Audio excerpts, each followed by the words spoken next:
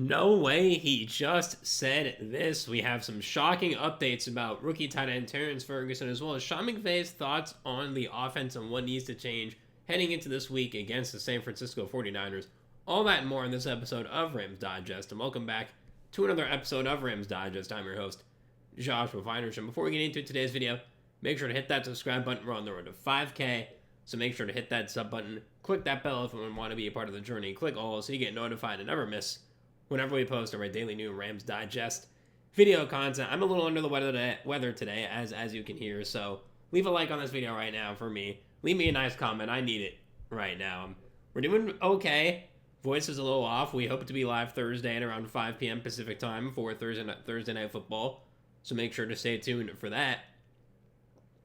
But now we have our first story of the day, which is Les Snead saying some comments that we didn't expect to hear as Rams fans. And this is from Rams Wire, and we're going to get into it right now.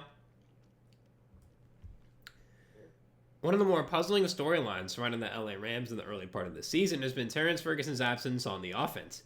He's played just 4 offensive snaps in 4 games, all of them coming in week 2, and he's been a healthy scratch in each of the last 2 weeks.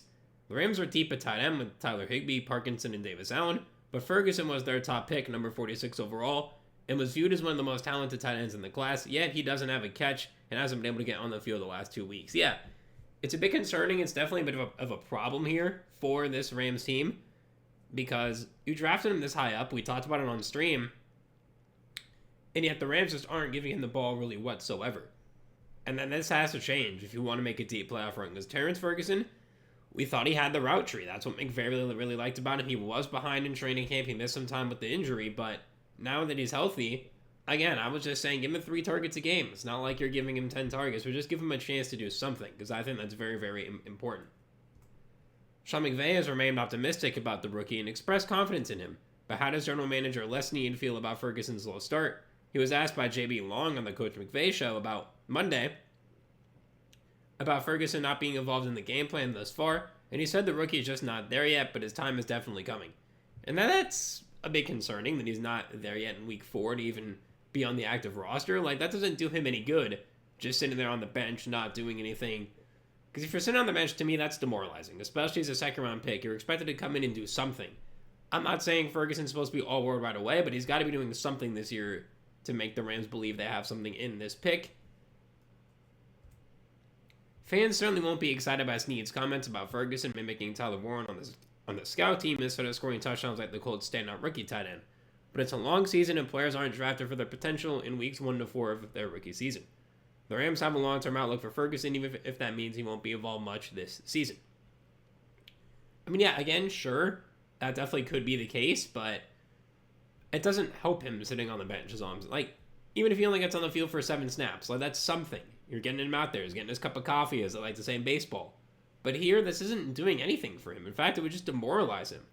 Like a guy like a quarterback, you need to learn the offense more. But as a tight end, once you have your routes and blocking pretty much down, you can go out there and do something for 7 snaps instead of just sit on them. Again, I really disagree with this, but we do have to get into what Les Snead had to say right now. We have a really good subset of offensive players. Some of them with a lot of experience, Snead said, but not there yet. And not necessarily in what he can and can't do. He had a really good practice last week. Just think about this. He's our first pick, and he has to go to our practice field as a scout team and put on the jersey of Mr. Tyler Warren. I'm sure they respect each other, same draft class, but he really did a nice job of acting like him, and that's where you can see his skill set. So it's definitely coming. I know Sean wants to insert him, so you're going to take some of the load off of Puka Nacua because we're only 4 games through. We're in week 5, and we got a lot more left, and hopefully some bonus weeks after that. I think that's where we're at. I understand the frustration part. I can't imagine what he's going through sometimes, but I would say just not there yet. Getting there. Again, not what we want to hear. There's a reason why the title of this video is No Way He Just Said This, because you draft him with your first overall pick in the draft, 2nd round, but first pick for the Rams. And it's not what you want to see. It's not what you want to hear at all. And I don't think it bodes well for the Rams for the rest of this upcoming season. What's especially frustrating about Ferguson's lack of involvement is the minimal production the Rams are getting from their tight ends. Right now, combined Higbee, Parkinson, and Allen have 14 catches for 97 yards and 2 touchdowns this season. Yeah, it's not good.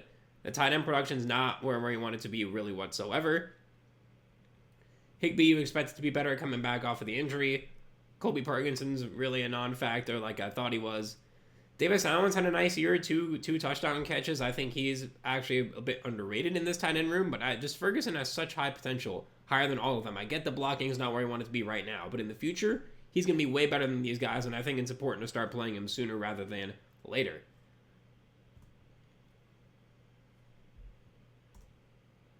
As we now have another quote from Snead, taking into right now.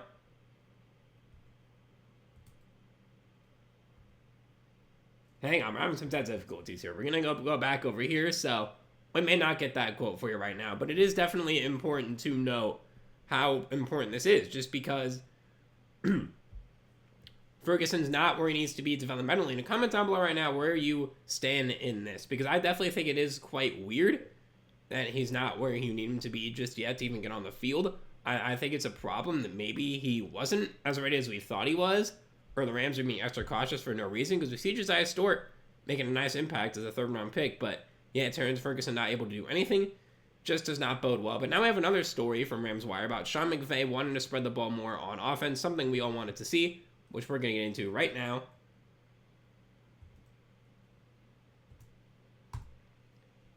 He did specifically cite Atwell as a perfect example of being ready when the opportunity came, following his game-winning 88-yard touchdown late in the fourth quarter on Sunday.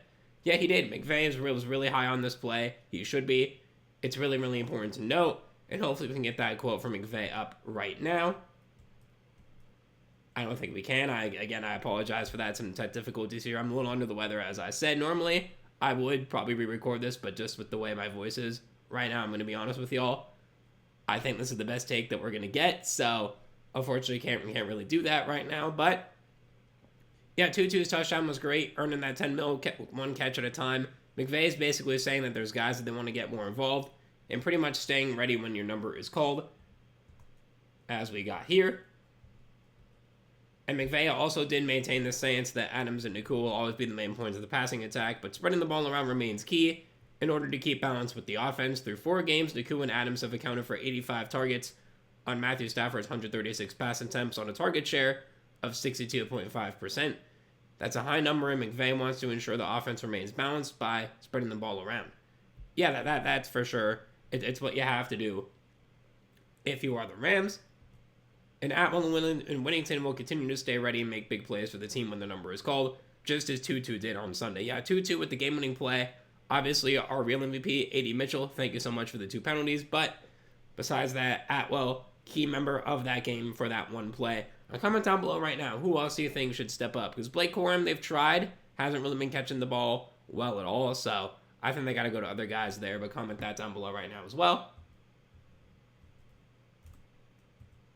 And that is going to do it for this episode of Rams Digest. Again, I'm sorry for the technical difficulties, but leave a like on this video right now. Subscribe to the channel if you enjoyed. We're on the road to 5K, 5,000 subscribers. Make sure to hit that sub button, hit the bell, click all so you get notified and never miss whenever we upload our daily new Rams Digest video content. Again, I apologize for the bit of a messed up video, but if I was healthy, again, I would have probably re-recorded this, but with my voice right now, this is probably the best take that you're going to get. Comment down below your thoughts on spreading the offense and Terrance Ferguson's lack of involvement, because I think there are 2 big issues right now heading into this game against San Francisco and for the overall season.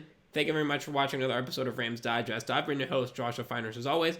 I hope you enjoyed it. I'll see you soon for another one, and have a great rest of your day, and please, stay healthy.